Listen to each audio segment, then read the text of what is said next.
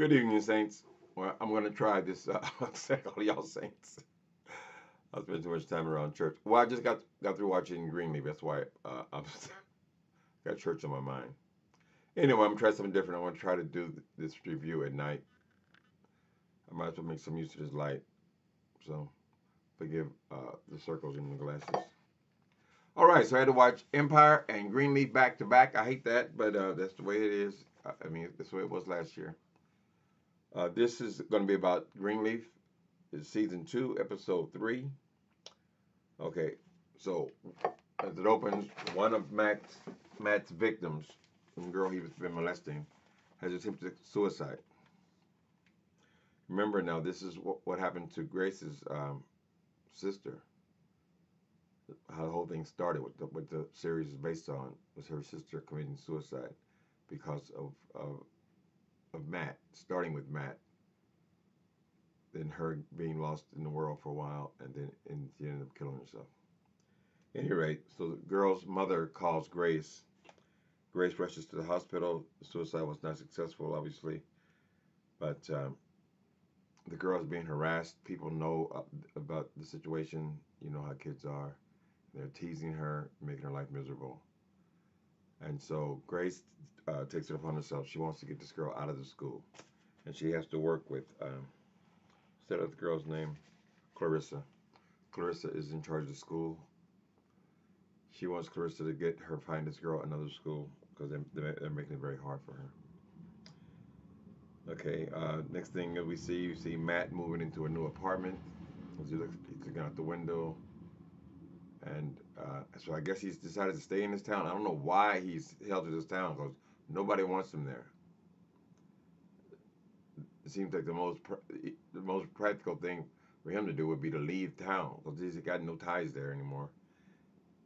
And if he ain't leaving town, that probably means he's going to end up dead. Somebody's going to end up killing him. So we'll get back to that situation there, that apartment with Matt. But something happens at the very end of this episode.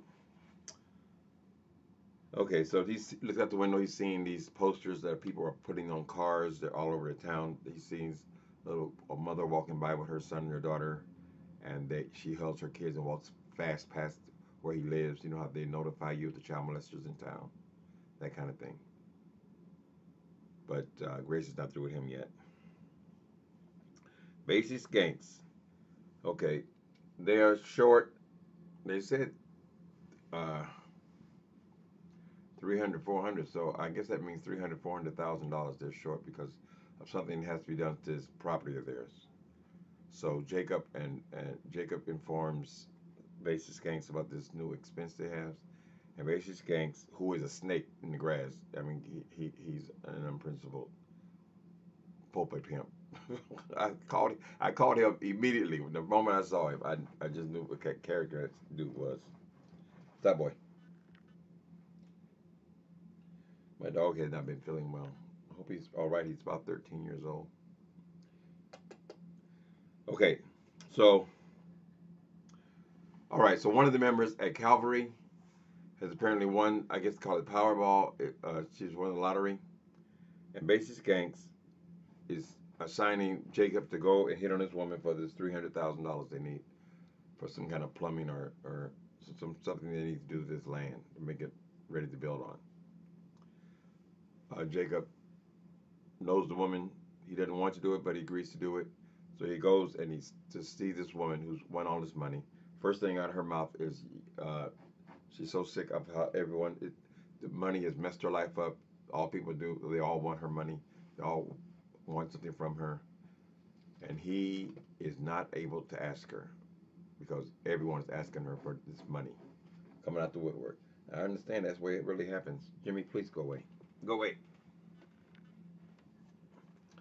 Okay. So he can't do it.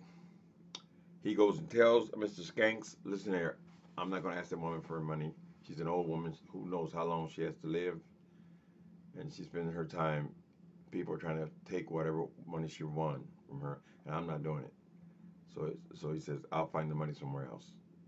Maybe from somebody else from Calvary. Skank doesn't like this. He said maybe I should go see her. You know, he's such an oily, just an absolutely hardest person. So Jacob convinces him that he'll get the money somewhere else. So plot, plot. He's got to come up with about $300,000. Okay, Clarissa. Clarissa is not over. She's over this little house where she's living. She's used to the good life, even though she didn't work for it. Basically, she married Jacob and then she moved into to their family mansion, but it's not her house. She wasn't raised there. Um, but she's not happy about it. Grace comes over there to ask her about this girl, the possibility of getting her into another school. She agrees to do that to help the little girl out. But then she puts in her, when Grace tries to offer her help with this house, which the house, I mean, it ain't no mansion, but it's not a shack either. Anyway, she says, "You're the reason. You're the reason we're here. Don't act like you didn't cause this." She's blaming Grace for coming home to her home where she was raised, her family home. She blames her for coming back, and that's why they're in the situation they're in now. So she feels as long as Grace wasn't around, then he could have came up in the other ministry, Calvary's ministry. But his father was not feeling him. Period. He just wasn't feeling him as a pastor at that church. So that's how she feels about it anyway. So Jacob he's the pastor of this new church being built, but he's got to also help with the construction of the church. So he's working with contractors now, and so I found out about this expense about getting it done. Okay, so he's actually got to build the church. Okay, not only does Grace offer to help Clarissa with the fix his house up, but also the man, basically Skank's wife, who's kind of a first I thought it was a hooker that came up in there. She's a younger woman and she's a pretty woman, very kind of jazzy kind of way of dress. Not what you would ordinarily expect a first lady. I mean, she wears furs and stuff like that, but it's kind of seductive, in my opinion. That's what I got from her. Anyway, she's trying to be helpful. She's trying to help this woman get this house together. She lived there for years, so she thinks it's a good thing. But Carissa's not having it. I don't want to be bothered with nobody. I'll do it myself. She's just going to put her bed in there and just sleep. Carissa is not planning on staying in this little house, this little starter house. She's not happy about it. And the woman, she showed her true colors. So she's just as slippery as her husband, basically Gank's wife, because she drops this thing that um, their daughter, Carissa's daughter, has been going out with this singer, this gospel singer, and she's supposed to be going to this party, and she sneaks off with him, kind of thing. She's been seeing him on the QT, so she goes to this event and she takes off. She's missing actually. She's taking off with this guy, but this good woman, she knows that information. She didn't say anything until she told her she don't want her help shopping for the house. So then she gets an attitude and she just starts dropping little lugs about her daughter. So they play dirty. Okay. Oh, just disturbing ass thing. I don't know what the hell they do in these meetings. Okay, Kevin goes to this stupid ass meeting. Now I gotta tell you, I have some prejudice about this whole church meeting thing. I mean, this whole ex-gay type deal. I don't even know what goes on in those things, but he goes to these meetings so he can denounce his gayness and become straight. I guess is the plot. His wife will not go there with him. She don't believe in it. She thinks it's foolishness. He goes, and then the people there, they pass out bottles of poison. Not poisons unto death, but poisons that will, every time you think of a dick, oh, excuse me. Every time you think of relations with a man, you drink this poison. And it's supposed to make you so sick that you will never want to think about that again. I guess it's I guess it's like these people used to try to quit smoking and have something to shock them. Bam! It's so stupid foolishness. Maybe this thing is going to expose some of that, how ridiculous it is. Because when we first see him, and they're telling us about passing out these jars of poison, he, I'm getting the impression he's looking and saying, this is really ridiculous. He's about through with this. But no, he takes the poison. And later on in the scene, he actually drinks it. Kevin's mother is coming to visit. She hasn't met her grandchild yet. She goes to they have a dinner, family dinner, and she expresses how she feels about being left out of the pregnancy of the baby first coming home. And so Kevin takes off, goes into her bedroom, sulking. And then his wife, Lady May, says something to the wife, and then the wife gets mad and she takes off. And then nobody at the table who's left there actually wants. She made a meal. They say, "Oh, we can't wait to taste it. Oh, it's gonna be delicious. Oh, it smells so heavenly." But it's all bullshit. They don't want to even taste it. They don't want to eat it. So everybody leaves the table, right? The woman goes and finds her son Kevin in his bedroom where he's sulking.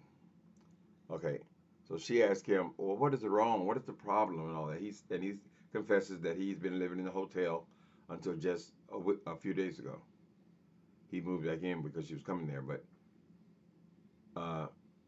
because Charity wants him to tell its mother about what the problem is. So he just looks at her. He doesn't confess and he doesn't say anything verbally. He doesn't say anything aloud. But he gives her a look, and she looks back at him, and she says, "Oh, it's that. It's that." So she already knows. Maybe it's something that happened when he was young, and she knew that was his issue, and now it's come to the forefront. So that is nonverbal communication, and there's no big scene there. There's no big blow up or anything.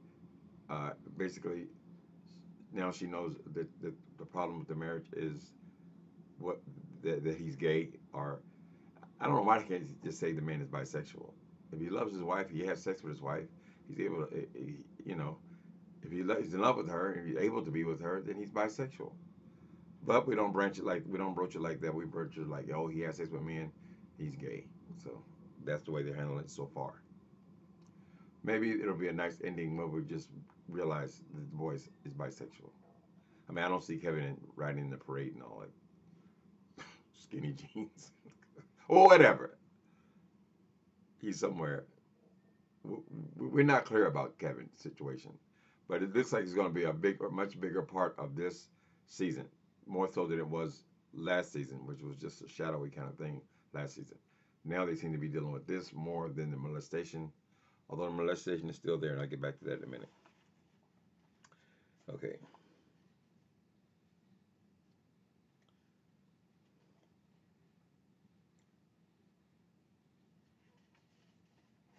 Okay. So Grace is having some good news. She is seeing that man who looks a lot like her. It could be her brother, really. So they make a nice couple. But he's a reporter, so we don't know what his full motive is yet. He seems sincere. He likes her. She likes him. But he keeps telling. I don't know why she's telling her. She's telling him all about Uncle Matt and about how this one girl committed attempted suicide, and she's telling all the church business, knowing that he is a reporter. That's what he does. That's how she get to know him. So she met him. So for some reason, she feels that she has to tell all of this to him, of all people, the reporter. But so far, he seems sincere. They've been seeing each other. They go on another date, kind of thing, and they kiss here. Like a good Christian woman to kiss here first. Okay, okay. Triumph, bassist Gangs. Okay, all right. So Lady Mae and Bishop, they're all in the office listening for this radio show that Bishop's going to be on to promote Calvary. Right? They got to get the membership back up. They're listening, and just moments into the thing, they're cut off. They paid for this. They said they paid $7,500 for a few minutes on this show, right? And up pops a commercial for Triumph. So basically, Skanks takes over their spot. And of course, Lady Mae's not. Bishop's not happy about it either, of course. But Lady Mae is more upset by it. She's the one that wants revenge. Bishop is being more passive, I guess, because after finding out the news that that was his father, I mean, that was, yeah, his father was the one who was killed. We haven't really heard from him about where he stands with Skanks since then. Probably there's a lot of guilt going on there. But May is furious. Okay, minutes about that.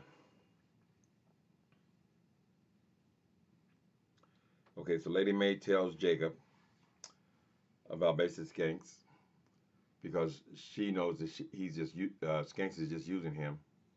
She's heard about him going to ask that old woman for her money on behalf of Skanks and his enterprises. So now she tells Jacob that the man who was killed was his father. Jacob does not seem to care. He doesn't seem frazzled by that at all. The man's got a right to be angry. Although when they're together, it's not like it's like a dictatorship. It's not like they're friends or anything. So, but for right now, he's sticking with Triumph. He wasn't that frazzled by finding out who this man is, or perhaps what his motives are. All right.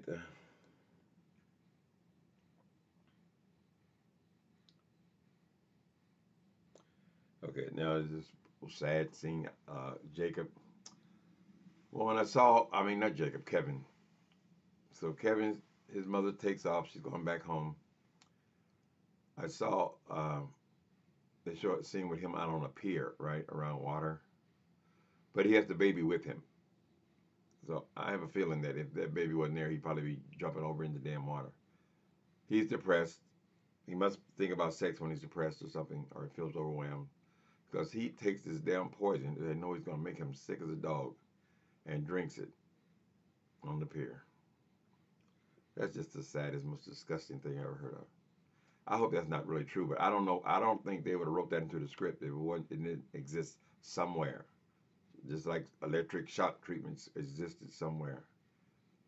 So he is really fighting this thing. As far as I know, Kevin has not even had sex before. That's what they suggested last season, that he hadn't had sex. He just has desire. Although I don't know why you be looking at a phone for years. I mean, you're in years into this thing. You're still looking at the damn telephone, looking at men, and you ain't touched nobody. That's not too realistic to me. But they're church people, so who knows? Anyway, he drinks this stuff. Now, I don't know if it's producers. This is Bat Week. Well, actually, Empire, they had their bat last week, where Cookie went tore up Empire with her bat. Well, now Grace is swinging a bat. Her arch enemy, of course, is her Uncle Matt. So he's up in this empty apartment he just moved into. She sees his car out in the parking lot. She takes that bat and starts beating the shit out of this SUV of his. I mean, she breaks all the windows out, and she continues to beat it. He runs out, stares at her, she stares at him, and she goes back and gives it a couple more whacks. She walks away. That's where the episode ends. So, yeah, so that was Greenleaf. That's how it ended. Matt needs to either leave town or he's going to be murdered. Watch. Either he doesn't leave town, he's going to be killed. Probably somebody else is going to kill him, and they're going to suspect someone in this group. I don't see any of them going to prison. But watch. If he doesn't leave town, he's dead. If he leaves town, that's not good, because wherever he goes, he's going to take him with him. So there'll be a child molester wherever he goes. So either he's going to kill himself, someone's going to kill him. That's going to end tragically. So well, I don't know what he's holding on to by being there. All right. So see you next week. I hope this night light worked. Or it seemed like, I mean, I don't know. I don't know if I'll play it back, but well, I'll see you in the morning. Talk about Empire.